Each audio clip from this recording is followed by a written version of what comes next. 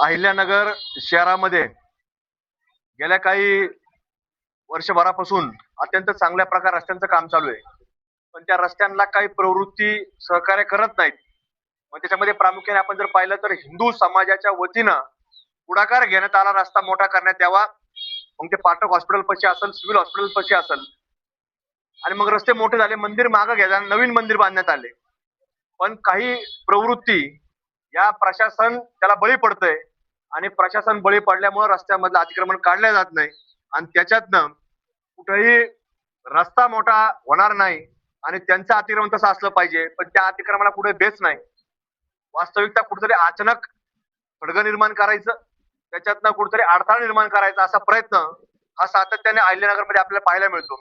मग हिंदू समाज जर पुढाकार घेत असेल, मंदिरं मागं घेत असेल, रस्ता मोठा होत असेल आणि जर दुसऱ्या बाजूने जर दुसरं कोणी अतिक्रमण काढत नसेल तर आज देखील आम्ही तशाच पद्धतीने मागणी केली प्रशासनाला.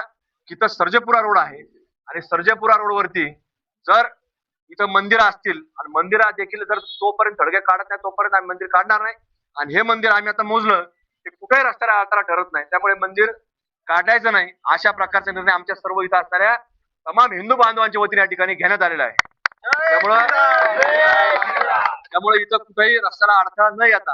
आमची मागणी आहे की जे थडगे जे अनधिकृत रस्त्यावरती उभा केले गेलेत, अचानक उभा केले गेलेत, काही वर्षांपूर्वी उभा केले, त्याला लगेच हिरवकरण करण्यात आलं आणि काढायची मागणी झाल्यानंतर त्याला दुरुस्ती, रंगरंगोटी, त्याला लाइटिंग करण्याचा प्रयत्न होतो.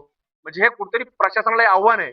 प्रशासनाने असे थडगे काढावेत आणि मंदिरांना कुठेही हात लावायचा जर असेल तर आम्ही सगळे हिंदू समाजाच्या वतीने या ठिकाणी उभा राहणार आहोत.